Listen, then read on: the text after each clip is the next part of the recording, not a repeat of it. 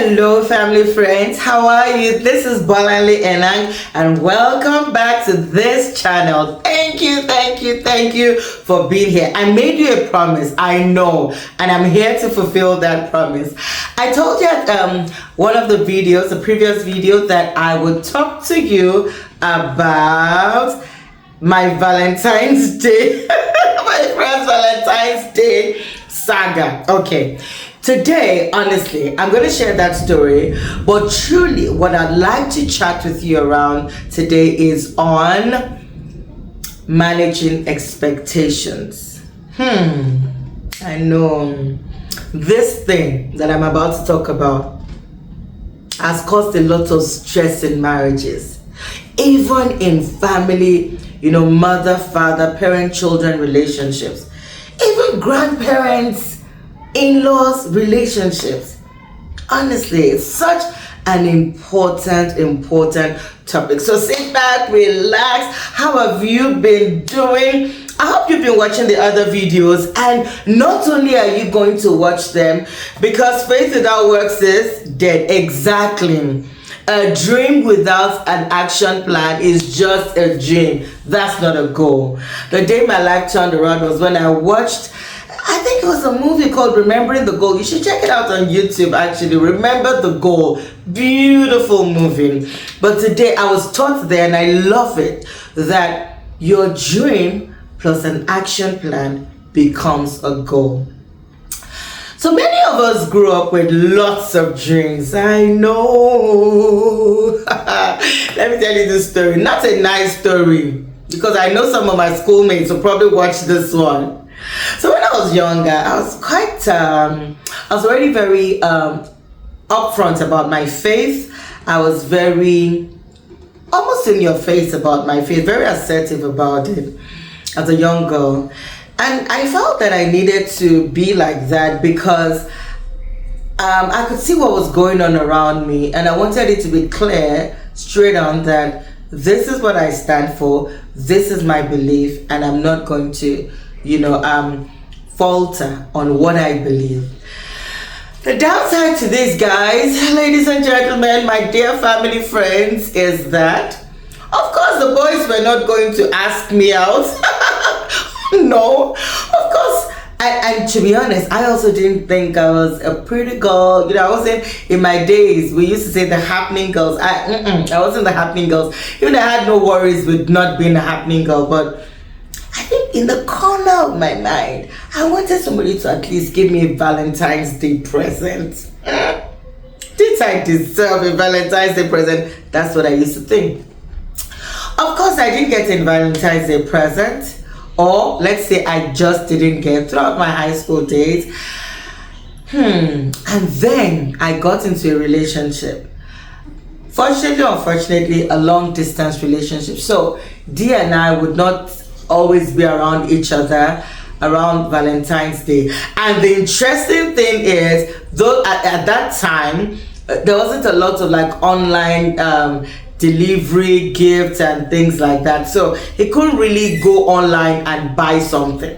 Okay, so I mean, I'm a patient dog. Don't they say a patient dog is the fattest bone? I'm patient, no problem. I'll wait for the first Valentine's Day or when I get married. Hey, ladies and gentlemen, I got married in April of a year. So I mean, clearly you should know that I want a fantastic Valentine's Day present. I want all the roses I never got all this 20-something years of my life, all the chocolates and the cakes. And by the way, I went to an international school. Shout out to International School, University of Lagos. Kids would get gifts. Hey, Valentine's Day came. Yes, you guessed right. Not only did I not get mine, this thing that I had planned in my brain will happen to me. My husband works. He was teaching a neighbor. Oh, now let me tell you, I'm about to be vulnerable, because some of us go through things and we don't talk about them. So there was this young girl in our neighborhood, in our complex. She's around 20, very pretty young lady. She was getting ready to write an exam. My husband teaches mathematics and science. The mom has, oh, my daughter, I have no problems with it. Gia and I have been together for so long, so I had no challenges. I'm like, of course. But you know what annoyed me? Was that I also thought, surely this girl cannot be coming to my house on a Valentine's Day to learn maths. Hey, are you joking? Then she comes smelling all good. Okay, that was my own challenge. And I'll tell you how I've dealt with those self-esteem issues and those insecurities of mine over the years. Let's go back to this. 2 expectations. I expected, 1, that D was going to paint the town red our first Valentine's Day, and 2, that this young lady surely should know that we're a new couple and we're spending Valentine's Day together and she cannot be coming for a lesson. Both expectations were shattered because both of them happened. I was furious. And I learned, it must have been maybe one of our big fights, because I was like, how could you not know that Valentine's Day, I've been waiting for this all my life, for my first one to flaunt. My husband had no idea that this was how I felt. I don't come across like that. What is it that you are expecting, that you assume that your partner is a mind reader and your partner should know that this is what you want? Hope deferred makes the heart sick. It's in the book of Proverbs. I think I began to be resentful. But the question is why? So my husband, on that day, it was not a big deal. We can always go out. I'm just going to teach an hour and then we can do our own things together. We're going to cook together. We're going to do things together. We're going to have a good day. I just deleted the whole thing. I got so angry because I never communicated that this is what I want. I highly suspect that a lot of marriages and family relationships can do a lot better if only we are clear about what we want. For some women, you think, if I tell him what's this surprise there, what's the element, why can't he know? He should know by now. I mean, at this point, Gia and I have been together now for 9.5 years, yeah? He should know. Why doesn't he know? How can't I want to encourage you? Say what you want. Be clear about it. For the men, sometimes it is the issue of sex. Oh, my wife should know that the reason why we're going through this whole wedding, all this money we're spending, is so that when I say come, you are like, oh yeah, let's go.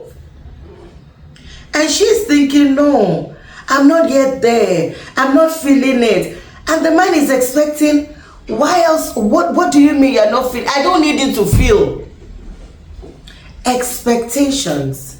You know what unmet expectations do? Resentment begins to build. Families go through tough times. Families start having challenges that they never should have had just because we do not state categorically, this is what I want. Have you ever heard about the 5 love languages? We should deal with that someday soon, hey? And this is Gary, I believe it's Gary Chapman. Talk to us about the 5 love languages: acts of service, touch, physical touch, presents, gifts. There's one more. It's gone from me now.